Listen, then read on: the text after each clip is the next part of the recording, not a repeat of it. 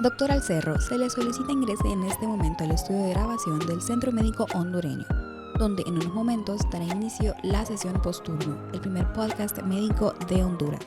Bienvenidos a otro episodio más de la sesión posturno, el primer podcast médico de Honduras, un programa sin salas de espera, donde su médico siempre estará a tiempo y donde abordaremos los tópicos más relevantes en salud, haciéndolo sin agujas y con buena letra.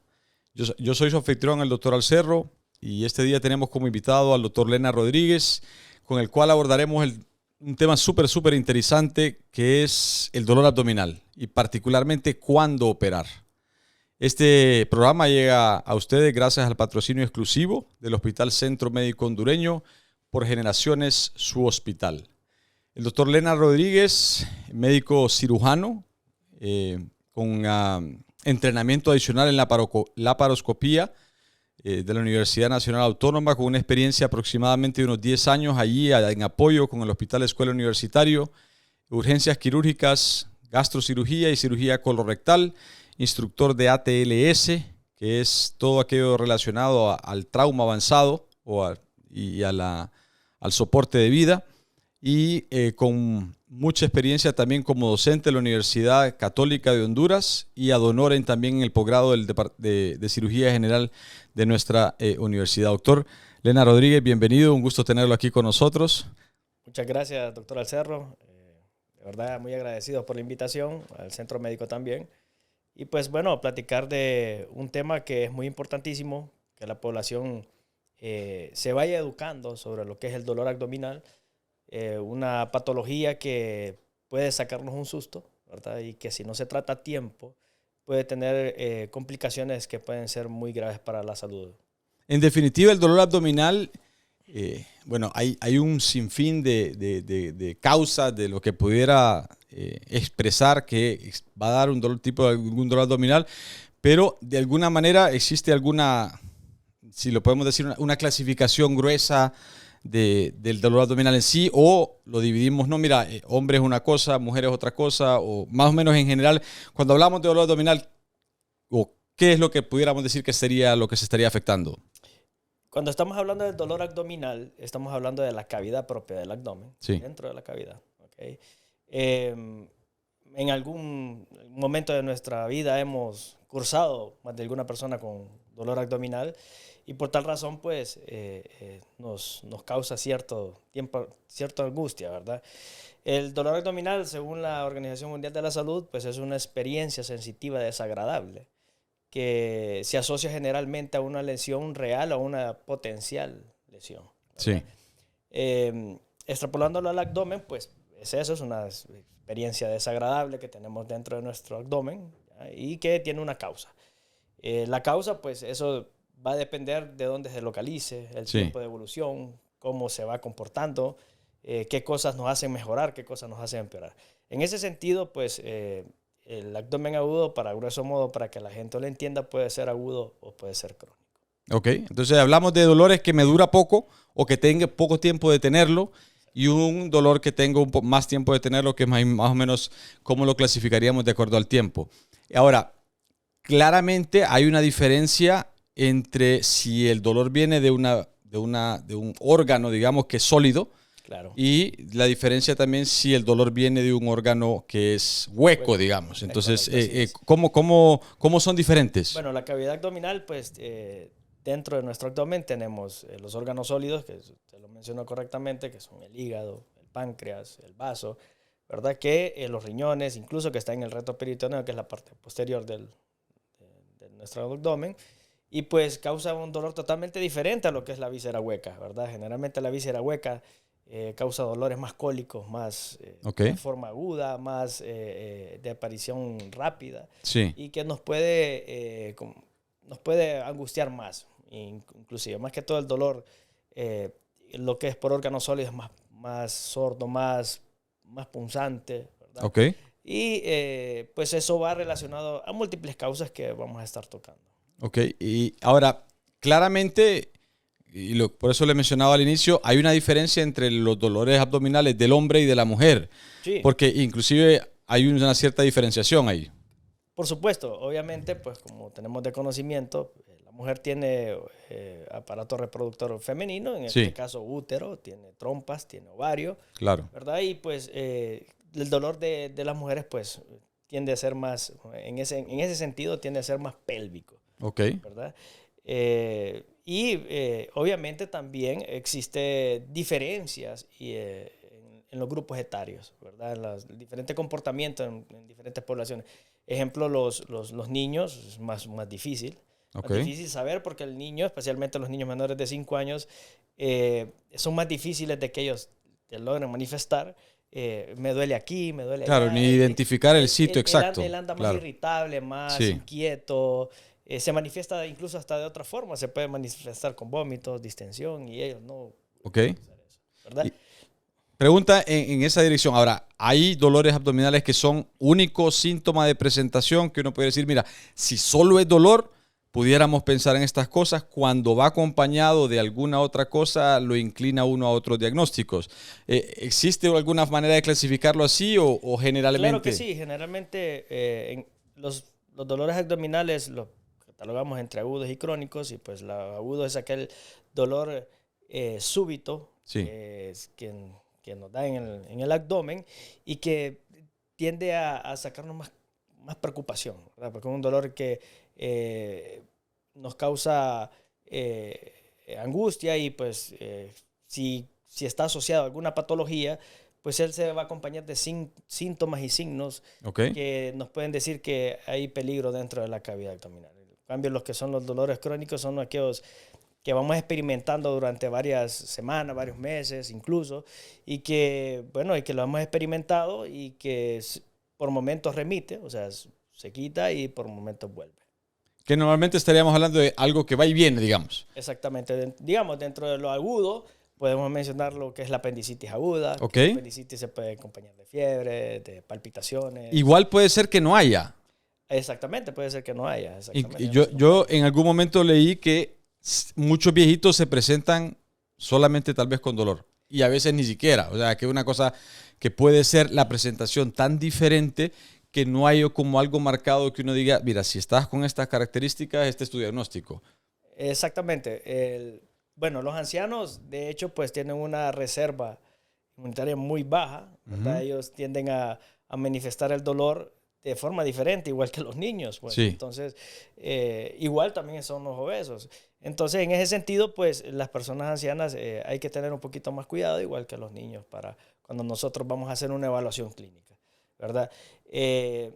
La población lo que debe de saber es que con los niños y con los ancianos tenemos que ser un poquito más, buscar ayuda más inmediata, por así decirlo. Ok, más pronto actuar. Exacto. Otra pregunta, por localización, pudiéramos diferenciar de alguna manera, mira, si te duele esta parte, probablemente tengas esta patología o vaya más inclinado por localización, porque entiendo que es uno de los puntos cardinales que ustedes como cirujanos evalúan al momento de tener un paciente con dolor abdominal. Es correcto.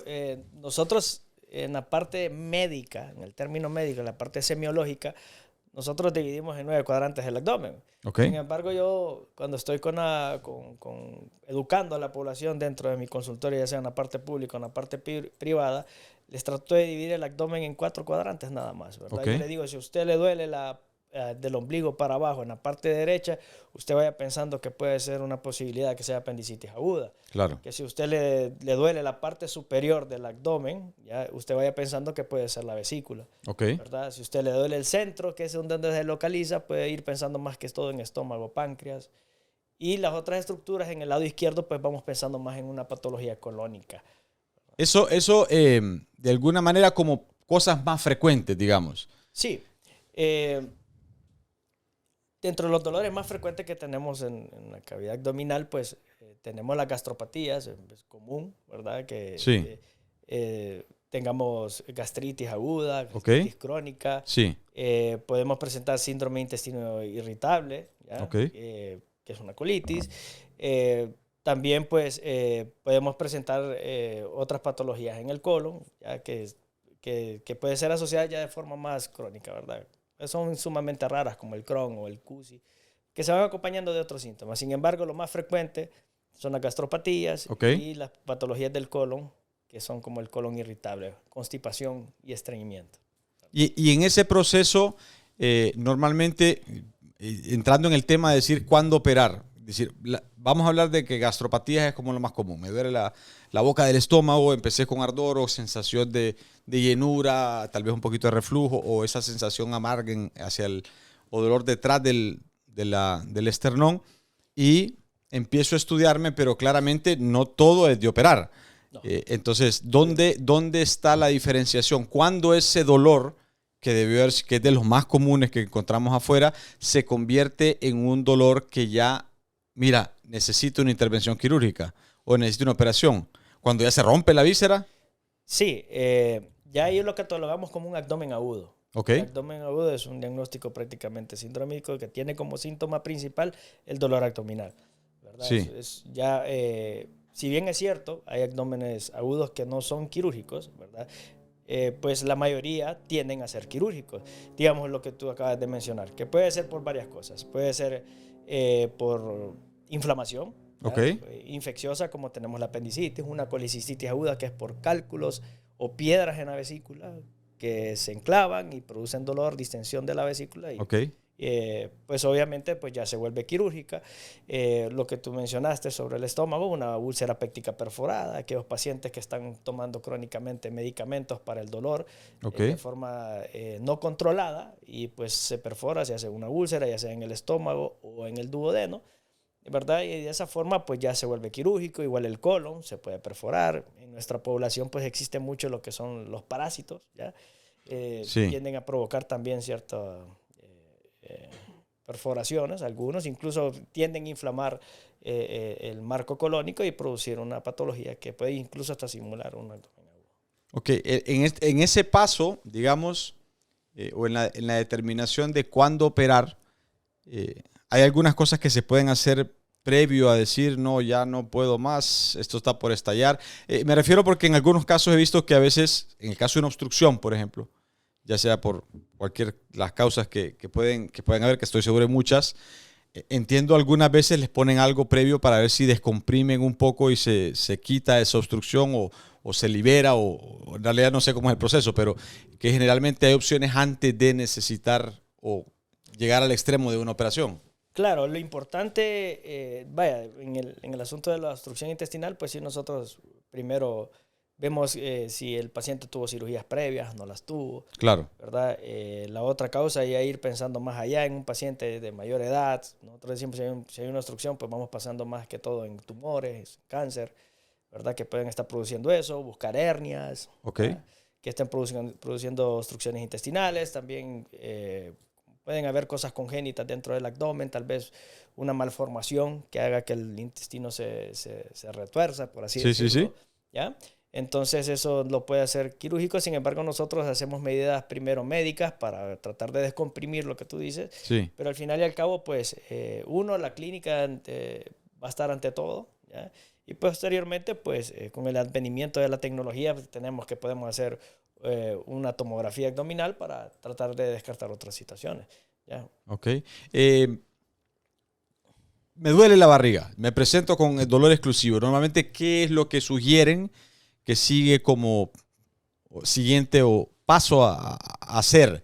O sea, tengo que hacer, me imagino, exámenes complementarios, pero generalmente, ¿cuál es la recomendación inicial? Bueno, a mí me gusta decirle a la población que cuando presenta un dolor abdominal, obviamente ese es un dolor leve, que es de esos dolores que tal vez la gente ya ha tenido. Sí. Dolores suaves que no son incapacitantes, Ok. ya que no interfieren con mi vida cotidiana y que crean ciertas molestias y que tal vez nosotros tenemos allá, voy a comer más saludable, Sí. voy a tomar más líquidos, voy a ir a mi botiquín de la casa y me voy a tomar un medicamento, por así decirlo, que un antiespasmódico, algo pequeñito si el dolor es leve. Ok.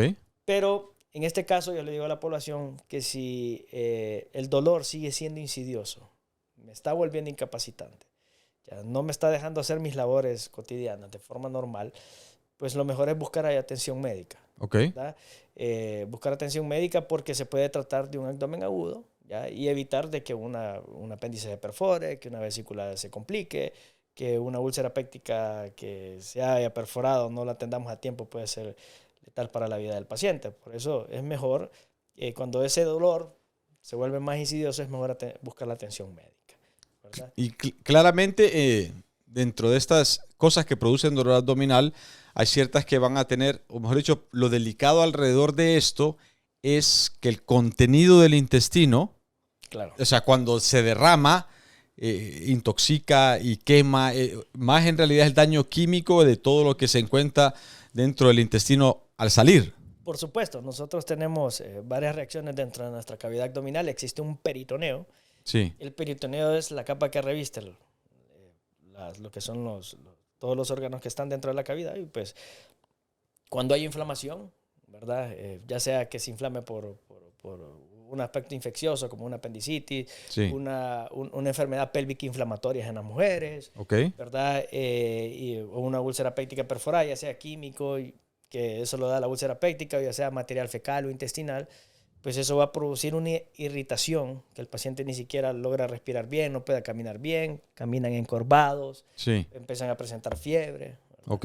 También hay otras causas como sangrado, por así decirlo, un embarazo ectópico roto, Sí. ¿sí? O un trauma abdominal, que si tienen un trauma, pues va a haber sangre, eso va a irritar el peritoneo y va a producir dolor. Lo que nosotros llamamos como médicos el signo de irritación peritoneal, que la gente le dice generalmente, hay Sí. signo de rebote, y la gente dice, como que rebota, ¿verdad? Entonces, son signos que nos van guiando y nos va diciendo que está pasando una catástrofe dentro del abdomen que debemos intervenir lo más rápido posible. Y el siguiente paso, como mencionábamos, entonces, yo recibo una evaluación médica, se logra identificar el sitio del origen, digamos, del dolor. En el caso, pongámosle que sea vesícula el problema. Entonces, es un dolor que se volvió intermitente. Mira, sí, pareciera que vesícula. Generalmente, ¿cuál sería la siguiente recomendación? ¿Estas todas hay que operarlas? Bueno, es un punto muy importante el que tú acabas de tocar. Sí.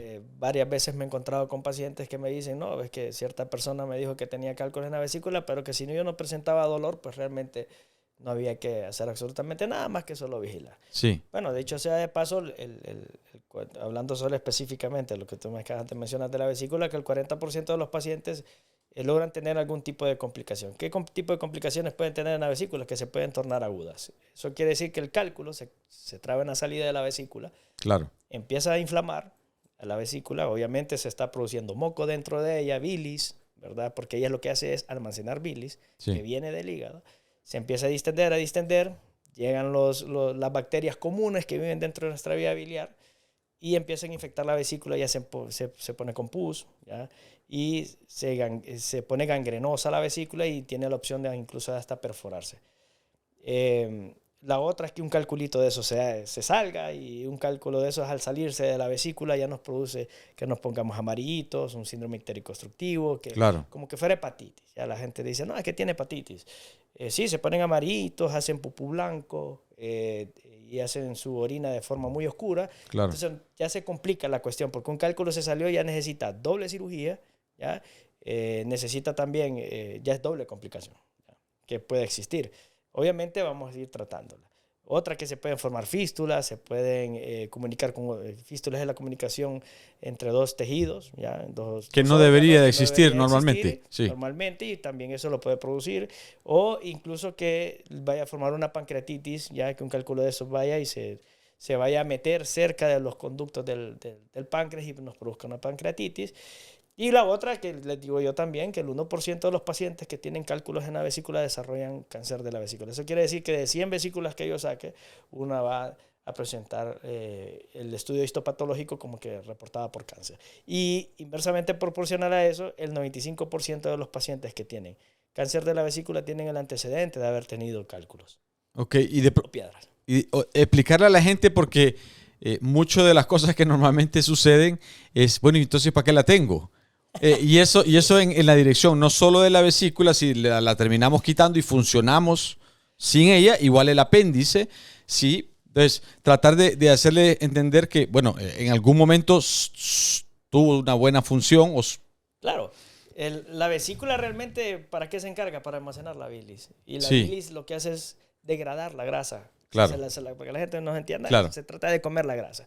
O sea, yo me meto, voy a comer unos tortillas con quesillo, con huevo frito, y lo como. Obviamente la vesícula va a empezar a descargar la bilis para que la bilis llegue a degradar la grasa, ¿verdad? Ok. En ese sentido, pues cuando nosotros quitamos la vesícula, lo único que se hace es una adaptación dentro de la vía biliar. Obviamente van a sentir ciertos cambios fisiológicos nada más, tal vez una urgencia más rápida para ir al baño, ir a hacer sus hábitos defecatorios, Ok. y pues que va a tolerar un poco menos las grasas, pero eso con el tiempo se va modulando y el cuerpo propiamente lo va asimilando. El apéndice, pues la gente dice, bueno, si me quitan el apéndice, ¿qué pasa? Claro. No sucede absolutamente nada. Ahora, ¿qué función tuvo en el proceso de desarrollo si es que la tuvo? Antes decían, no, el apéndice sirve para darle dinero al cirujano. Pero no, realmente sí tiene sus ciertas funciones inmunológicas, ¿verdad? Que son pocas, pero sí se cree que hay funciones inmunológicas propias para producir inmunoglobulinas. Y pues Sí. en ese sentido, pues se quita y no hay problema, ¿verdad? El problema es que es un tubo que no tiene salida. Claro. Tiene una entrada, pero no tiene salida. Y cuando por así decirlo, cuando se tapa esa luz, ya sea por la causa más frecuente, que es un pedacito de material fecal, pues ahí Sí. es cuando produce la apendicitis. Ahora, ¿conviene quitársela si la tengo y nunca me he dado para que no me dé? No, claro que no. Claro que no. Es muy poca la población que logra desarrollar apendicitis aguda. Ok. Estamos hablando menos de un tercio de la población, entonces sí que no tiene sentido. ¿Verdad? No tendría sentido sacarse. Bueno, para aquellos que están pensando que de pronto es una buena idea, no estamos ahí. Trastornos, yo entiendo que lo más común es todo lo que tenga que ver en el dolor abdominal con el tracto digestivo. O sea, de alguna manera eso es lo que más comúnmente va a producir algún tipo de manifestaciones de dolor abdominal. O más las vísceras huecas, las vísceras sólidas. No sé si... Es más común la víscera hueca. La víscera hueca. Sí. Y luego, ¿qué tanta importancia tiene? Porque también están ahí los riñones, los uréteres, Claro. todo el sistema urinario. ¿Cuánto realmente? Porque igual que afectan a la vesícula, los cálculos también afectan al sistema urinario. Entonces, igual de frecuencia, se divide en 30-30 o más o menos cómo es la distribución en cuanto a los tipos de dolor. Porque igual, como ser hueca, el caltubo va a producir alcohólico el dolor. Claro, bueno, realmente el dolor de los cálculos renales es totalmente diferente al de la vesícula. En esto sí me gustaría recalcarlo. El dolor de la vesícula es un dolor que da en el cuadrante superior derecho del abdomen, que se incrementa cuando nosotros venimos, o que se activa cuando nosotros ingerimos alimentos grasos. Y ese dolor es tipo cólico y se nos va a la espalda arriba, ¿verdad? Y los cálculos renales, si se localizan más que todo en el riñón, están aquí en la parte de atrás, ¿verdad? Tienden a, incluso si se van a los uréteres, porque el riñón se conecta mediante unos tubitos que se llaman uréteres hacia la vejiga, que es la parte baja de aquí del abdomen. Y si un cálculo se sale del riñón, por así decirlo, se traba o se obstruye ahí, obstruye lo que es ese tubito, va a producir un dolor casi similar a la apendicitis, le puede dar incluso en la fosa ilíaca derecha, aquí abajo, ¿verdad? Sin embargo, tiene una característica: inicio súbito, hay desesperación por el paciente, se siente angustiado, sudoración, palidez, es un dolor que va, viene, ¿verdad? Entonces, en ese sentido, ahí uno había pensando que se va a la región lumbar y se le va al testículo o la área genital, y uno está pensando más que todo en una ureterolitiasis. Y ahora es que el uréter está apretando para empujar la orina hacia abajo y no tiene. Causa el dolor. No tiene cómo pasar. En nuestra cavidad abdominal, todas las vísceras huecas pues tienen los dolores que son más que todo por cuestiones viscerales. ¿Ya? Obviamente ahí se conectan pequeños circuitos nerviosos. ¿Ya? Y realmente no duele el que tal vez uno corte un intestino, ¿ya? O que uno lo golpee, sino que lo que duele es la distensión, ¿ya? La distensión, o sea, el alargamiento, ¿ya? Que puede ser por gas, puede ser por bolos fecales aumentados, estreñimiento, la constipación, y eso es lo que produce el dolor. ¿Ya? Eso es la distensión de la víscera. Es la distensión de la víscera. Entonces ya la gente ya se siente con distensión abdominal, se siente, por así, con llenura, se llena de gases, ¿ya? Por eso es que es más común ese dolor crónico general, va asociado más que todo a un colon irritable, por así decirlo, estreñimiento, constipación. Y esa característica es que va y viene. va y viene, Exacto. y se presenta, el No, paciente no siempre, sabe. claro. Como dije anteriormente, uno más de alguna vez ha tenido dolores abdominales, digamos mi persona tiene colon irritable, Sí, y yo ya sé qué alimentos no debo de consumir, sí. ¿verdad? Digamos, me hacen daño los frijoles, si hacen daño los alimentos verdes, ¿ya? Porque ellos van a ser productores de gas y van a provocar distensión del colon y eso les va a producir dolor. Ok, ¿y qué otras opciones? Y ahorita que estamos hablando del sistema urinario, he escuchado tantas anécdotas de gente que ha tenido que pasar ese cálculo y lo mandan y le dicen, no, mira, tómate un montón de agua hasta que te salga y te va a salir por ahí la piedrita y probablemente vayas a beber. O sea, ese es normalmente lo menos agresivo que se puede hacer, o hay maneras de hacerlo más pequeño, o normalmente, no, mira, es que si tienes este tamaño, te la vas a tener que ganar y te la vas a tener que tragar como forma de tratamiento. Bueno, lo importante es que la población sepa que el dolor, digamos, si uno tiene dolor en la parte lumbar, si irradia para acá, los genitales, etcétera, lo que hemos comentado sobre los cálculos en los riñones, pues es realizarse un ultrasonido, ¿verdad? De esa forma se va a comprobar si hay dilatación, porque a veces son tan pequeños que no se ven y solamente producen dilataciones de los tubos. Es como una manguerita que yo la tengo tapada y tengo una presión, Sí. que son los orines, entonces eso lo va a dilatar. Y buscar un urólogo. El urólogo es el que le va a determinar que si es quirúrgico o no es quirúrgico, ¿verdad? Hay veces que los cálculos son tan pequeños que solamente con medicamentos que dilatan el uréter, logra uno miccionarlos y pues ahí se soluciona el problema, ¿verdad? Claro, hay factores que van a desencadenar que el paciente también sea productor o no sea productor de cálculos, ¿no? A veces tiene que ver mucho con la ingesta de lo que uno está tomando, de factores hereditarios también, ¿verdad? Que eso le va a producir cálculos. ¿Existen algunas recomendaciones en cuanto a qué debo comer o qué debo tomar en el caso de que no, mira, tengo historia de que mi mamá o mi papá tuvo cálculos tanto en la vía urinaria como en la vesícula? Hay factores pero ahí, existen algunas cosas que uno diga, estos van a normalmente, este tipo de alimentos tienden más a generar cálculos. La ingesta de alimentos grasos, los cálculos, digamos, en la vesícula, pues sí son compuestos por colesterol y sales biliares. Sí. Pues, y hay la alta ingesta, el índice de masa corporal, la alta ingesta de grasas, va a predisponer a que se formen los cálculos también en la vesícula. ¿Verdad? También, digamos, en los órganos fosforados, que para los cálculos renales también van a producir, de alguna cierta forma, cálculos en los riñones. Incluso existen memes ahí, me estoy cuidando para no tener cálculos y están tomando una Coca-Cola 2 litros diarios. Entonces ahí la gente incluso hasta hace bromas de eso, ¿verdad? Ahora, las gaseosas tienden a ser diuréticas. Sí, claro, pero al mismo tiempo estimulan que vaya uno al baño más. Eso ha sido un poquito la experiencia, pero sí claramente no es saludable por el hecho de este otro componente adicional. Tiene fósforo de calcio, tiene potasio, entonces dependiendo lo que se va a formar en el uréter. Ahora, igual puede haber gente que se mete un montón y nunca le da nada. Sí, tiene la suerte de no tener. Tiene los buenos genes. Signos de alarma en cuanto a dolor abdominal, para que uno diga, tienes que ponerle atención, no dilates más el tiempo de una evaluación. ¿Qué mensaje pudiéramos transmitir para poder decir que pongamos atención? La verdad es la manera insidiosa que se va presentando el dolor. Sí. Ya es un dolor que ya es incapacitante, que se va acompañando de ciertas cosas. Digamos, si ya empieza con una fiebre, una elevación térmica. Ya dice, ya tiene calentura. Muchacho, tiene el paciente, ya uno ya debe dolor abdominal, fiebre, palpitaciones rápidas, que es la taquicardia. Sí.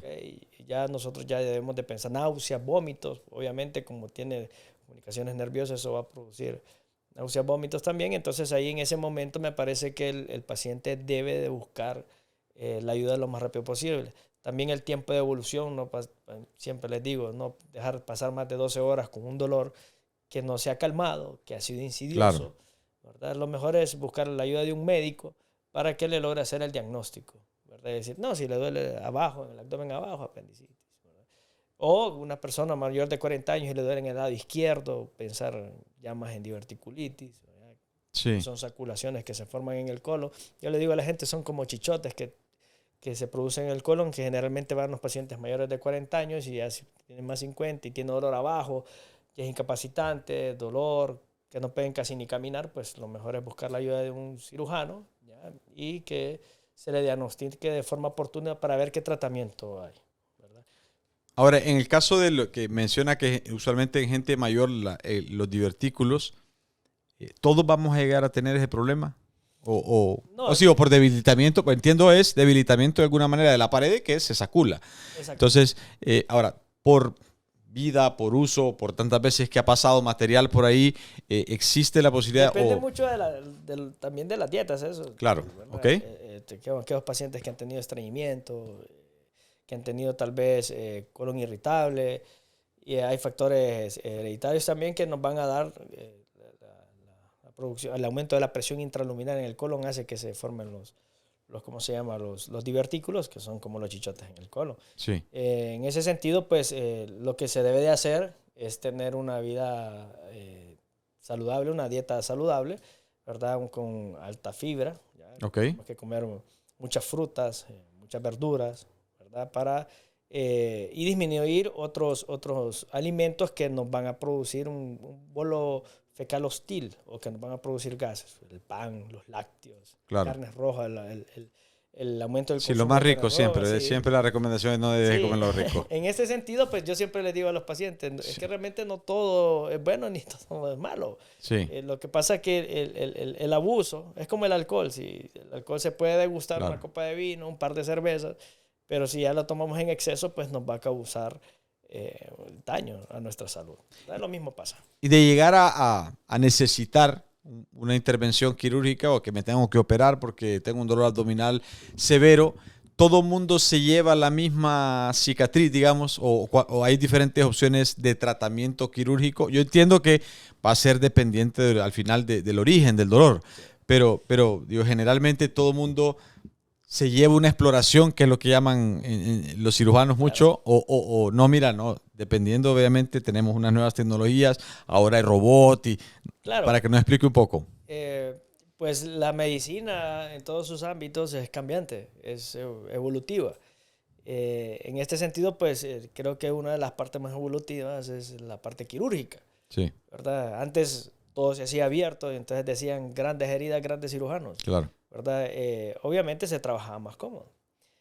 Pues hoy en día pues existe la cirugía laparoscópica, ya que es la que la gente le llama láser. No, yo quiero láser. No, simplemente lo que significa la cirugía laparoscópica es introducir un lente. Ya a veces lo podemos introducir en el ombligo, en la cicatriz umbilical.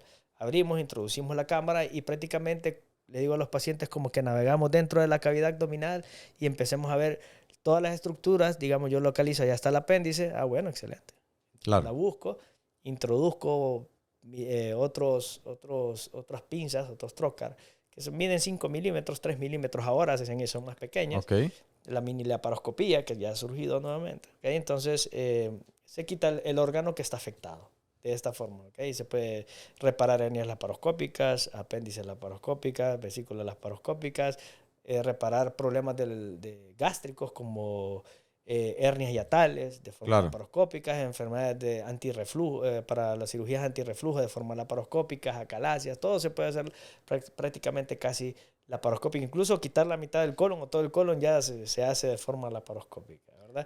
Ahora ya está surgiendo lo que es la cirugía robótica, ¿verdad? El Dexter, el Da Vinci, que se usan en los países que son alto desarrollo, ¿verdad? Realmente ojalá que alguna vez lo logremos. Claro, que tengamos opción. Pero sí, son opciones. En otros países sí se puede. En Estados Unidos, digamos, alguien tiene cáncer de próstata y quiere hacer una prostatectomía radical, se quiere quitar la próstata, se lo puede hacer en forma robótica. Ya. Ahora, el que nunca se salva es el que tiene un trauma. Ese no puede ser laparoscópico. Entendería yo porque hay tantas cosas que hay que ir a revisar o tantas lesiones que habría que reparar que a veces se vuelve un poco complejo a través del laparoscopio. Todo va a depender de la estabilidad del paciente. Ok. Ya, si el paciente, pues nosotros por ser instructor de ATLS, pues Sí. Si tenemos un paciente que está estable hemodinámicamente, o sea que su presión y su pulso están dentro de los rangos normales, y podemos hacer incluso estudios antes de tomar una decisión quirúrgica o no. Claro. Y hacemos una tomografía ¿ya? Para definir qué órganos puede tener lesionados, y así, digamos, si se lesiona solamente el diafragma, que es el músculo que divide el tórax con el abdomen, o que nada más, entonces yo puedo entrar de forma toracoscópica o laparoscópica. ¿Ya? Ahora, con los estudios de imágenes estamos ya ahí. Sí, a ese nivel. Pero obviamente ya cuando tenemos pacientes que tienen lesiones múltiples, y dependiendo de en qué tipo de hospital estamos, también podemos hacer, ni modo, vamos a hacer la parotomía. Lo importante aquí es salvarle la vida al paciente. Por supuesto. Ok, y luego, como complicación de un dolor abdominal que dice, mira, te tardaste mucho y ahora ya la cosa está enredada, pones más en peligro tu vida porque no había venido previamente.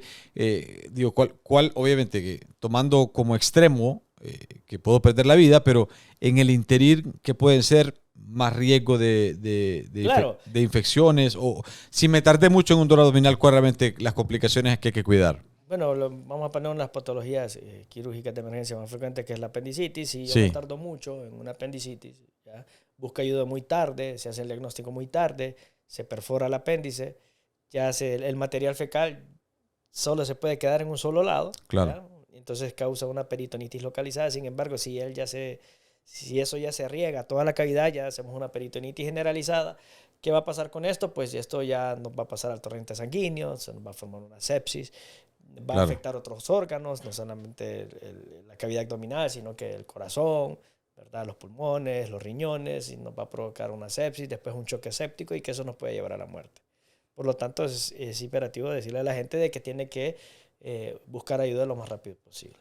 Menciono esto porque la tendencia, y más en el ámbito de uno como médico, es que sí se empieza a autotratar, y muchos, yo estoy seguro que le han llegado muchos médicos que ya es, el término que utilizan en cirugía es plastrón, ya está aquel apéndice que como me lo empecé a tratar con antibióticos se hizo un pegoste. Entonces, también puede existir ese riesgo que... Claro.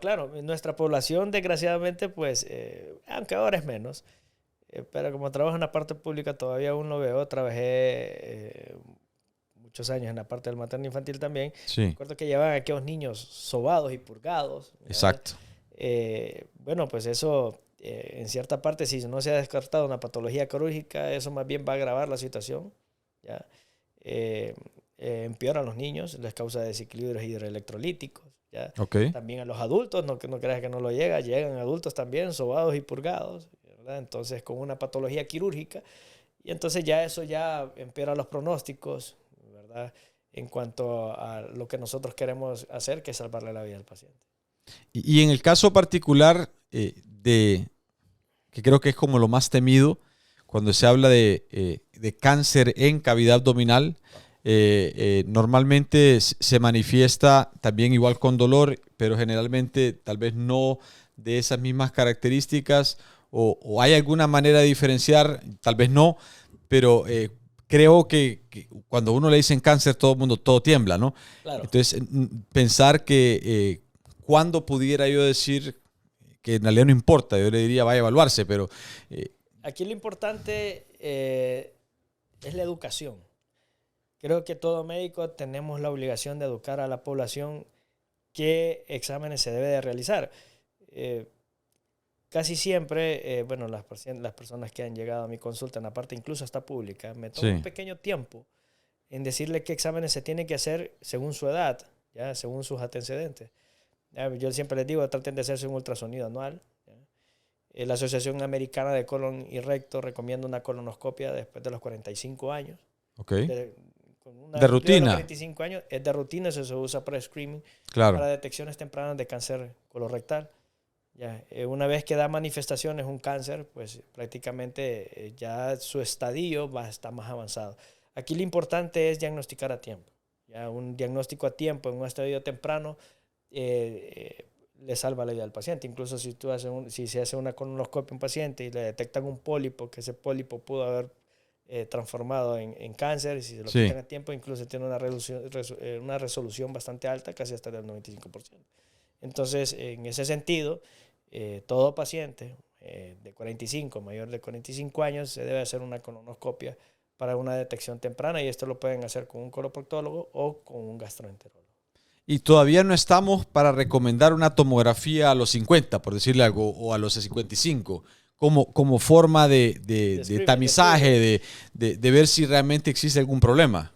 No, es que todo se va a basar en la clínica y en los estudios que antes mencioné. Digamos, para el colon, la colonoscopía; para el estómago, la endoscopía. Digamos, si un paciente tiene dispepsias, que siente que se le quema el estómago, que cada vez que come le da acidez, que se distiende, pues amerita realizarse un estudio endoscópico alto con un gastroenterólogo, para investigar si no tiene Helicobacter pylori, ¿verdad? Y darle el tratamiento oportuno para que eso no se nos vaya agravando, ¿verdad? Y obviamente, si hay antecedentes familiares de cáncer de colorectal o cáncer de estómago, hacerse por lo menos los estudios que antes mencionados.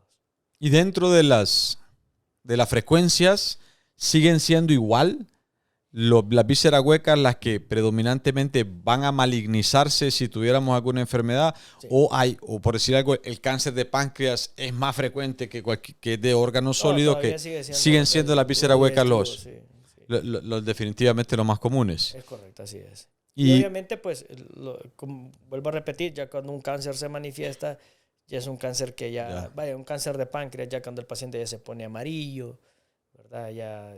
Ya quiere decir de que es un cáncer avanzado, ¿ya? Entonces, yo me acuerdo una vez, no sé si puedo mencionar anécdotas. Sí, por supuesto. Me llegó una paciente, 45 años, joven. Sí. Yo con dolor abdominal, aquí en la boca del estómago. Me acuerdo que le mandé a hacer un ultrasonido en el hospital de la escuela. Y pues en ese sentido le hicieron el ultrasonido. Tan acuicioso fue el radiólogo que logró ver, no sé cómo lo vio, algo raro en el páncreas. Sí. Entonces ahí se le hizo el estudio tomográfico, se identificó que sí, que era un pequeño tumor. O sea, fue a tiempo, fueron cosas que, ¿verdad? Por eso le digo yo a la gente, trate de hacerse un ultrasonido una vez al año para identificar si hay piedras en la vesícula, si tiene piedras en los riñones, si hay un tumorcito que tal vez el radiólogo sea tan acuicioso de encontrarlo, ¿verdad? Eso sí. También ultrasonido de tiroides incluso, ¿ya? Ahora, está ya, entonces, pensando en estudios como normativa de qué es lo que tengo que hacer yo como medida de prevención. Sí, un ultrasonido al año. Un ultrasonido abdominal total. Sí. Para ver todas las vísceras. Excelente. Doc, ¿alguna última recomendaciones para la gente en cuanto a, ha mencionado mucho la importancia de hacer algún tipo de evaluación médica una vez que uno presenta algún tipo de dolor abdominal, pero alguna otra cosa que sería importante que la gente se llevara a casa para... La vida saludable. Ok. Una dieta saludable, alta en fibra, no abusar tanto de los alimentos que nos pueden producir tal vez una irritación en nuestro sistema gastrodigestivo, y pues tomar bastante agua, ¿verdad? Hoy en día pues he visto un cambio en la población de que tienden más a tomar más agua que tomar refrescos de cola. Sí. ¿Verdad? Eso es muy bueno.